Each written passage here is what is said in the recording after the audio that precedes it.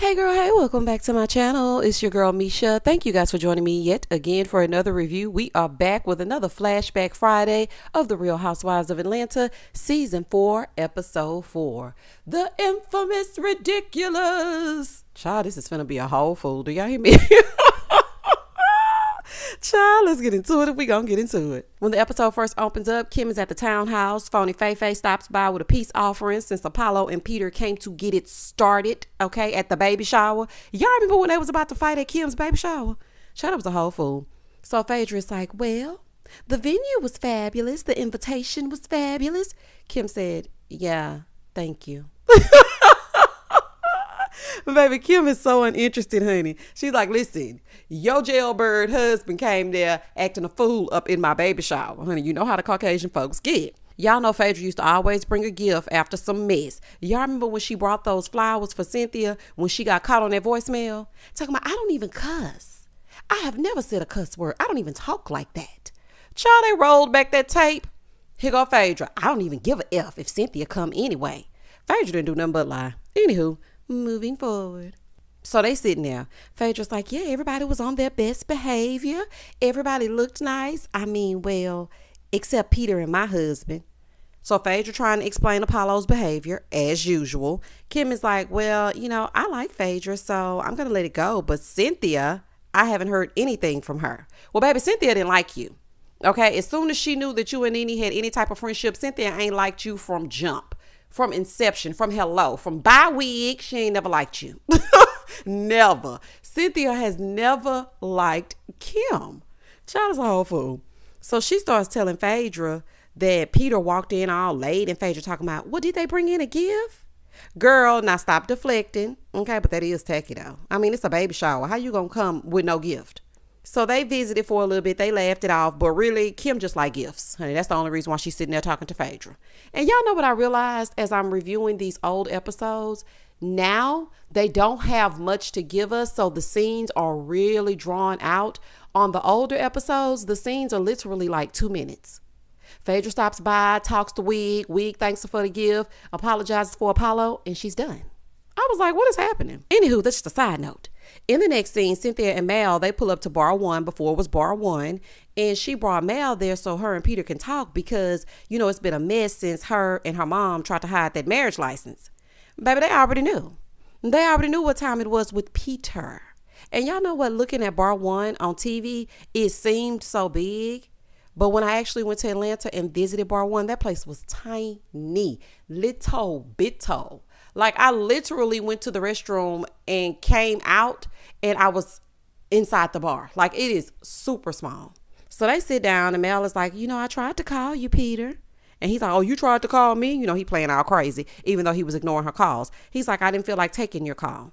But I don't blame him on that, okay? They did too much hiding that license. Cynthia was going to marry this man regardless. So you hiding that license, that didn't make any sense. And it's like you're ruining her day. So then Cynthia gets up and leaves so Mal and Peter can talk. So he was like, listen, I feel like me and you were real cool. You know, whenever I would get mad at Cynthia, I would call you. And I just felt like, why would you do that? Like, that's just foul. And she was like, well, I mean, 2 months before the wedding, Cynthia was crying all the time, acting like she wanted to unalive herself. I just wanted to make sure that she actually wanted to go through with it. And then y'all was always arguing. I mean, I just didn't understand what was going on. So Peter is telling her, you know, couples go through things. We grown. We don't need your help. Okay. If we needed your help, we'd ask for it. Really and truly, they knew he was draining her financially. But at the same damn time, they were way too involved. Like, we thought Mama Joyce was involved. Mama Joyce didn't get involved until a little bit later. But Cynthia, Mal, and her mama, baby, that was a whole entanglement. Do y'all hear me? Moving forward. Cynthia still married him and now y'all beefing. So she was like, you know, I feel like Cynthia is my business. If she happy, then I'm happy. So Peter said, well, you know, I had to explain that to my family about her not being that foul. Like, I had to explain to my family, listen, her sister is not that bad. I don't know why she did this, but she's really not that bad. So Peter said if his wife had hid somebody's marriage certificate, she wouldn't be his wife no more. Well, child, I'm not buying that. As long as her check clear and she could help you pay for some of them bills you got over at them bars, I think y'all would be okay. Okay? Peter would have stuck beside her, especially till after he got that bar up and running, and he ain't fooling me. So they start getting louder and louder, honey. They going back and forth and back. So then Cynthia comes in all timid talking about, hey, how y'all doing? No, I'm just kidding.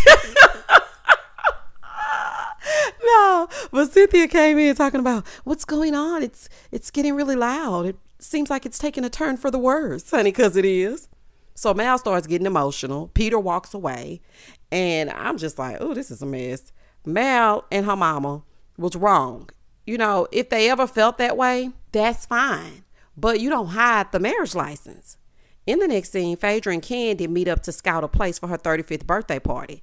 Baby, Kandi looks so cute in this scene. I said, okay, outfit.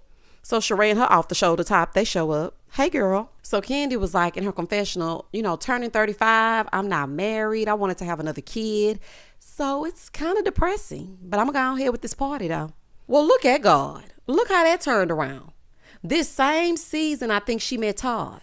Because I think this is the season where they went to Africa and Sheree and Marlo were I think that's the same season. And that's when you met Todd. So she said, you know, everybody's invited to the party, including Nene, Sheree. Okay? So you and your little off-the-shoulder top. Nene's invited as well. So Kandi goes to talk to the lady about the venue so she can put her deposit down or whatever she's going to do, child. So Phaedra tells Sheree, I got a little bit of a surprise for Kandi. And Sheree is like, so what is it? So, you know, Faye didn't want to tell him. So in the confessional, Phaedra said, everybody knows gifts are given according to whom the recipient is. So a girl like Kandi, her gift will be right up her alley. It's something everyone should see at least once in their lifetime. Baby, I could have gone my whole life without seeing that man. My whole life. Do you hear me? In the next scene, Nene meets Derek J and Kandi to go shoe shopping. Child shoe shopping. I thought that was so funny when Nene and Kandi's relationship turned around for like a split second. You know, at first it was, oh, you better stop talking to me before I get to blowing up on your ass. And then all of a sudden they were shoe shopping. I got to review that episode too. Ooh, Kandi was mad, honey. But anywho, they shoe shopping, child. They trying to find something for Kandi to wear to her party. So they start talking about her party and why she's not doing it with Kim this year. And it's because Kim is pregnant. And, you know, Kandi making all the excuses for Kim. Kim was low down. She really was low down. She did Kandi so wrong when it came to that song, knowing that that's the only reason why anybody ever heard her sing. And y'all remember when Kim spelled cat, K-A-T?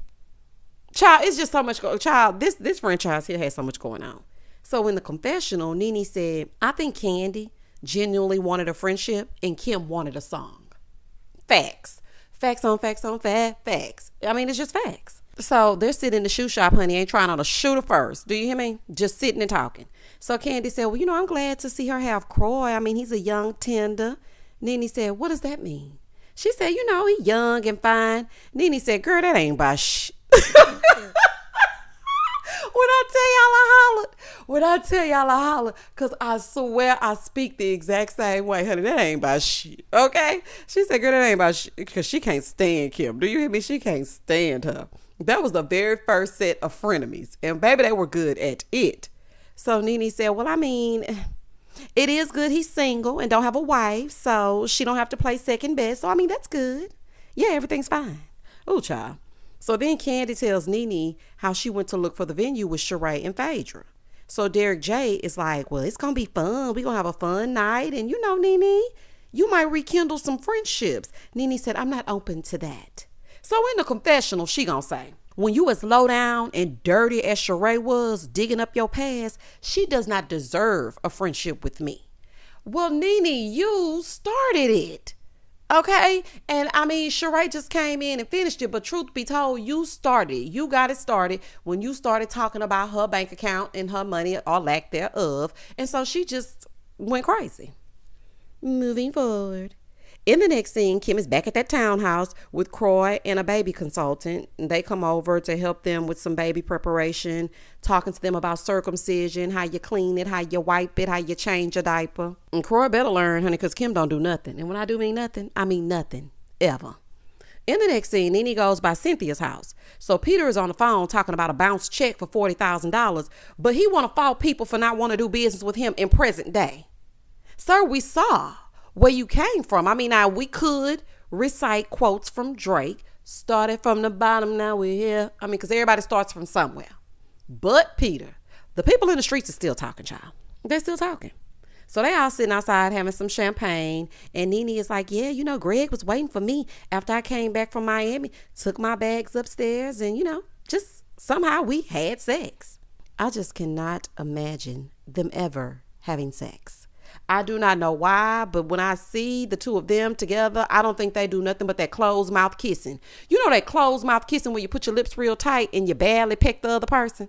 That's what I think when child, please. Anywho, she said his show was good. Greg lays it down. Oh, okay. All right, Greg. Child, shout out to Greg. May he rest in peace. So then they bring up Mal and Peter talking. And Cynthia's like, well, Peter, they told you why they did that. They told you. He's like, I don't care. There are certain lines that you just don't cross. Like, I wanted that day to be perfect. And now every time I think about it, I think about them hiding my marriage license. That wedding and that marriage between Peter and Cynthia was doomed from the start. Now, they lasted all the way to, I think, season 7. But I already knew that was going to fall apart. I just knew it. So Nene feels like Cynthia needs to set boundaries. She really did need to set boundaries at the time because Mal was almost on Mama Joyce level. In the next scene, Sheree and Phaedra go out to visit her dirt and rocks, honey. The sticks, formerly known as Chateau Sheree. So the contractor ain't did nothing. He's standing in the middle of the dirt with his shades on. Sir, take your Versace shades off and start digging in this damn dirt. Where's your shovel? Why why y'all don't have that wood standing up? You know how they build the frame, baby. Where's the frame? You haven't done anything. He talking about, yeah, we ran into a little snag. See, these contractors can really be shady. Knowing Sheree, she got them from Craigslist, honey. Y'all know how she like to do, child. Y'all know she like to cut corners. Y'all know she like to cut corners, honey. So ain't no telling where Sheree got that contractor from.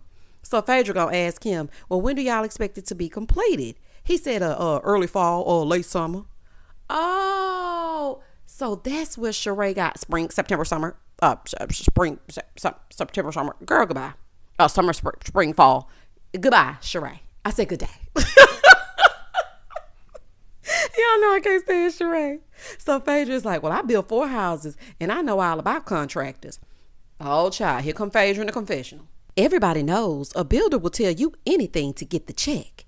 Of course they will. Child, they worse than mechanics. You really got to be on top of a contractor.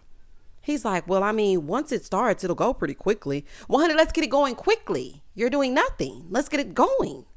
So Sheree is like, well, I need to be in before Christmas. I mean, I would even take being in before Thanksgiving. 12 years later. Child, Sheree was in that house 14 years later. Sheree gonna do something that take all day if she don't do nothing else. I.e. She by Sheree, i.e. Chateau Sheree. Sheree, you know what I think the problem is? Keep your name off of it. If you don't put your name in it, we can execute it. Chateau Sheree. She by Sheree. Take all damn day. Oh, y'all like them bars. Y'all like them bars. Oh, child. So anywho, honey, he looking at her like before Christmas. And girl, goodbye. He would have been fired on the spot, okay? Because he gonna tell her, well, I mean, how much money you got? Fired. Finito. Dunzo. You would have been done. Because I can already tell you money hungry and you don't want to work for it. So therefore, and thus and such, you're going to keep holding it up to keep getting more money. Now you can't be trusted. So Phaedra up there threatening, talking about, well, I would hate to have to drag your butt into that courtroom. And girl, you ain't going to drag nobody nowhere. Not after you let Bob come and represent himself and had you looking like a fool and Sheree crying. Girl, goodbye. In the next scene, Cynthia's at the Bailey agency and Mal and her husband Chris stop by. When I tell you Mal's husband was chef's kiss, baby, that man know he was fine. So Cynthia is telling Mal that she gonna be the one to hold down the Bailey agency when she's not there. And Mal is like, girl, no, I don't want to be your receptionist and whatever else, child. I don't want to do that. So Mal is asking Cynthia if Peter still feels like she owes him an apology because she ain't gonna give him one. And Cynthia was like, yeah. And I don't want you to be uncomfortable around him. And I don't want Chris being uncomfortable. He said, yeah, because I ain't trying to be uncomfortable. So Peter needs to just understand that y'all are a close family. Sorry, Chris. Your wife was wrong. Okay? And don't bring her around no more. No, I'm just kidding. But your wife was wrong, honey. You would have a fit if Cynthia hid y'all's marriage license. Come on now, sir. So Mal is like, well, I just want Cynthia to be happy. So they trying to put together this chair. Okay? Well, actually, Cynthia asked Mal's husband Chris to help put together this chair, honey. So he trying to do it, but Cynthia and Mal are kind of getting into it a little bit. So Cynthia was like, listen, I'm happy Okay, I am happy. I am very happy. Cynthia, who you trying to convince? Who are you trying to convince? So then Mallory brings up Peter's other bar, which was Uptown, and how it closed down, and how she would be upset if Cynthia gave Peter money to open up bar one. So of course Cynthia is defending her man. She's like, I mean, things happen. Okay, so she starts bringing up Mal's marriage. She's like, y'all ain't the greatest of great either. Y'all got problems. Here go Mal. Girl, what? Cynthia, don't make me cuss you out. Baby, now they fighting. Mal's husband was standing there like, what? Why would you say that out loud? Like, just why? So Mal didn't want her mess to come out, and she was just like, you know what? I need a break. I need a break from you. I just need a break. So Cynthia said her and Mal never fight, but she's tired of Mal overstepping her boundaries, and she needs to mind her business. And she does. Honey, you need to mind your business, Mallory, okay? Because your marriage was falling apart at this time. Honey, the blogs were talking. This was back in Media Takeout and what's the lady name? Something, SandraRose.com. Shout out to Sandra Rose. I wonder what she doing these days. Baby, I used to be all in the blogs. Do you hear me looking at all the gossip? So, I mean, sweep around your own front porch first. It's the night of Kandi's 35th birthday party, and Don Wizon is sitting in there. Baby, Don gonna stick with Kandi if he don't do nothing else. Don looked really young. But you know, they were really young back then. So anywho, they still young now, but you know what I mean. So Kandi is sitting there, and you know, she's saying she would love to have someone in her life like Kim has Croy. She says she gonna give herself till 37, and if she don't have a baby or a man by 37 and he's nowhere in sight, then she's gonna get a sperm donor. Kandi, we see each other. Because let me tell y'all something. I have been thinking about doing the same thing to give my son a sibling. But now I'm considering a surrogate. But I'm like, dang, that costs a lot of money, honey. Do the surrogates come on payment plans? Child, listen. I'm going to have to figure out how to get one, child. Because I got to do something. Okay, I got to do something. Seeing her and Todd, though, and when she found Todd, it does give me hope. Okay, things might turn around for me. I got to come outside first, though. But they might turn around. So Phaedra shows up looking like a church lady. Phaedra, what do you have on, child? So people start arriving to the party. Mama Joyce is there. Hey, girl. Baby Mama Joyce got the real hair out. Miss Lawrence showing up looking like a grunge My Little Pony. He looks like Tina Campbell from the group Mary Mary to me. Just look at his face. They look alike, like that could be their brother. He looks just like her to me. But I was just wondering what's going on with the whole My Little Pony look. I said, baby, what is happening? So in the confessional, Phaedra talking about, he looks like Mr. T dipped in Wonder Woman. Superhero of the South. Phaedra, shut up. That man didn't look like Mr. T or Wonder Woman, honey. But you tried, honey. That lets me know that somebody was writing your reads back in the day. Was that a read? I don't feel read. So anywho, Derek J arrives. Honey, these boys came with a good wedge heel to every event. Do you hear me? The boys were going to have on the heels when they stepped through the door, especially Derek J and Miss Lawrence. Moving forward. So they're sitting down, and Peter is telling Lawrence, you know, not for nothing, yours came together well. You look good. And child. So Sheree shows up. Not nobody brought a gift. I realized after watching this that not nobody, is that something that happens? But you know what? People will pull up to a birthday dinner, honey, and just sit down and get ready to eat. That's not, I feel like that's not celebrating you. If you invite me to a birthday dinner, I'm coming equipped with a present. Okay, like I'm not just coming. But anywho, maybe that's just me. Sheree was like, it's a beautiful night and some of my favorite people are here, except for Peter. And y'all know why she's saying that. Because Peter called Sheree for what she was, boring with a pretty face. Y'all remember when he did that interview in the paper and then all of it got back to the girls and he said something about each and every one of them and he said Sheree was boring? She is dull as a box of rocks. I mean, it ain't no other way around it. So then Nene and Diana show up. Baby, as soon as Nene walked in, Sheree started frowning up. I said, baby, her face is screwed up. Here go Nene. I just enter and my presence takes over the room. Well, baby, y'all standing 10 feet tall in a big old bright blue dress. Honey, of course they gonna see you. So Nene working the room and Sheree hated the sight of her. She bothered Sheree so bad. Oh, she couldn't stand Nene. So Kandi said, you know, I feel like the circle is divided. Phaedra talking about, I mean, it's getting to the point of the Crips and the Bloods. Ma'am, please don't reference them people. This was the start of Kandi being in the middle of the groups. This was the start of that. Because at first, Kandi was trying to get to know, you know, everybody. But this season started the divide. You know, the talls versus the smalls. It all started season 4.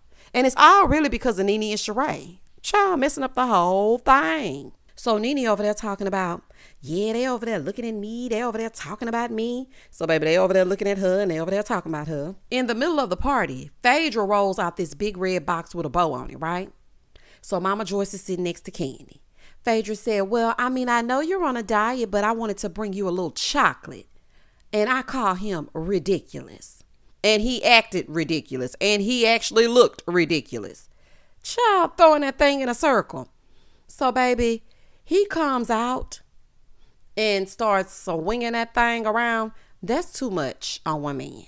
Honey, that's too much. Child, But you know what? Ridiculous walked so Bolo could run. Okay? He walked so Bolo could run. Baby, Peter was very attentive. I said, Peter, look away. Okay, child? Woo. That man pulled out that thing and threw it in a circle. Nene gonna say, all of a sudden the monster comes out. Oh my goodness. So Mama Joyce was pissed. So she took her roller set and baby, she was out of there, honey. She was heading for the door. So Kandi gonna say, the infamous ridiculous. Baby, y'all know Kandi was getting her whole life. Do you hear me? Her entire life. So Mama Joyce gonna say, Mama don't really care to see that. I don't want to see that. So Kandi was like, not only did Phaedra bring the strippers, but she brought the dollars as well. I hate a male stripper. Just something about it. I don't know. It's just, I don't like it. And Kandi was saying that Phaedra is ridiculous's attorney. Child, this is a fool. Child, he put his peen in her drink, then went down and gave himself fellatio. And everybody is looking around like, what in the hell is going on? Baby, Nene was disgusted. And when I tell you I was disgusted as well, now I'm not a prude, but this was disgusting, honey. Cynthia said, I really didn't expect a stripper. Nene said, that was going to suck his own. She said it was nasty. Mama Joyce over there standing by the door, right?